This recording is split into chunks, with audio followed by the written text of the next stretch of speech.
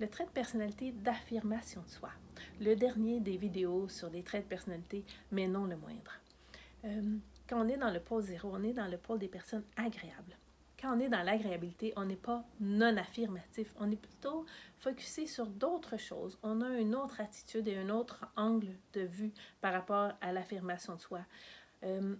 Vraiment, c'est important de résumer que il y a une préférence à rendre service, s'oublier au bénéfice des autres, être aimable et coopérer. Ça, c'est vraiment un résumé rapide du pôle 0. Le premier point, c'est vraiment la confiance. Les personnes agréables ont confiance que tout le monde est aussi honnête et bien intentionné qu'eux. Malheureusement, statistiquement, c'est pas comme ça. Donc, il y a deux pôles. Donc, on peut imaginer que les gens se distribuent sur l'échelle de 0 à 10 et pas seulement dans l'équipe des personnes agréables. Et c'est pas que les personnes dans le pôle de l'affirmation de soi sont malhonnêtes et mal intentionnées, c'est simplement que le focus est placé sur autre chose. Et on peut imaginer que si je suis un employé et que je veux une augmentation de salaire, ou plutôt que j'espère une augmentation de salaire et que je suis agréable, je ne vais pas nécessairement le demander, je vais penser que mon boss va voir mes réalisations et que je vais simplement avoir à attendre un peu et je vais bénéficier d'une augmentation de salaire. Et ce qui est intéressant, c'est que le psychologue Jordan Peterson explique que la disparité salariale serait beaucoup plus basée sur ce trait de personnalité-là que sur le sexe. Et qu'il y a une grande proportion des femmes qui sont agréables plutôt que les hommes. Les hommes sont plus affirmatifs. Et que c'est ça qui expliquerait la disparité salariale.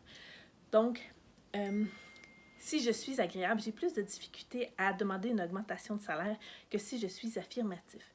Puis il expliquait que parmi ses clients, quand il les coachait, les femmes agréables, à comment demander une augmentation de salaire et comment mieux être confortable par rapport à son niveau de compétence et à son niveau d'estime de soi, c'était plus facile et cette disparité salariale-là avait tendance à disparaître. Donc, c'est vraiment intéressant. Le deuxième point, c'est la droiture. Les agréables ont besoin d'être francs et sincères, mais ils ont aussi besoin d'être agréables. Donc, des fois, ils peuvent avoir un dilemme intérieur assez important et peut-être même malaisant. Si je demande à une personne agréable, est-ce que tu aimes ma nouvelle coupe de cheveux? Et que non, il n'y a pas ma nouvelle coupe de cheveux, ils vont dire des choses comme ça fait changement, c'est spécial, c'est intéressant. Ils vont pas dire non, vraiment, j'apprécie pas du tout ta nouvelle coupe de cheveux, c'est laid ou j'aimais mieux l'ancienne. Donc, si on veut la vérité, franchement, on va se le dire, on va demander à une personne affirmative. Mais il faut être prêt à recevoir la vérité. Pardon. L'autre point, c'est l'altruisme de nous. Les personnes agréables pensent en termes de nous, pensent en termes d'équipe. Et c'est vraiment important, si on a des employés agréables ou si on est agréable soi-même, de savoir qu'ils ont cette caractéristique-là. C'est vraiment important pour eux, le nous, participer au bien-être des autres, penser en termes d'équipe, la générosité, volonté d'aider ceux qui en ont besoin. Donc, si je suis agréable, je pense que tout le monde est comme moi, qui ont la volonté d'aider ceux qui en ont besoin. Mais non, c'est seulement ceux qui sont dans l'équipe agréable qui sont vraiment beaucoup habités par ce besoin-là. L'autre point, c'est la modestie. Quand on est agréable, on est humble et effacé. Et souvent, je vais coacher mes clients à apprendre à dire merci quand ils reçoivent un compliment.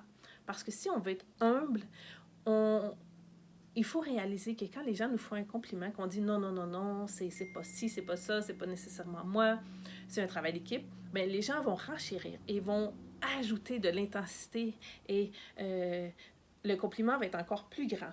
Donc, si je suis vraiment humble, je vais simplement dire merci et là, vraiment, je sais que c'est très inconscient. Mais souvent, les personnes agréables qui se font dire que c'est beaucoup plus humble de dire simplement merci que de dire non à un compliment et que l'autre renchérit 10 fois l'intensité. C'est un pensez-y bien. Donc, on apprend à dire merci et comme on dit, ça graffine seulement un mois. Après ça, l'habitude est prise de simplement dire merci quand on reçoit un compliment. Le dernier point, c'est la sensibilité. Sympathie, préoccupation pour les autres, touché par les besoins des autres, c'est vraiment un point très, très caractéristique des personnes agréables.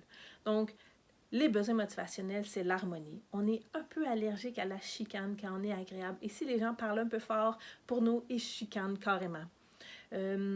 Donc, et l'allergie, c'est les reproches. Et on va se dire, se faire reprocher quelque chose, c'est un peu comme une chicane. Et on est allergique à la chicane. Fait que vraiment de prendre conscience de ça. Peut-être que c'est pas une vraie chicane et peut-être qu'une chicane, on n'en meurt pas quand on est agréable. Fait qu'on peut un peu se désensibiliser tranquillement de ça en prenant conscience qu'on peut parler fort et que c'est pas un conflit ouvert.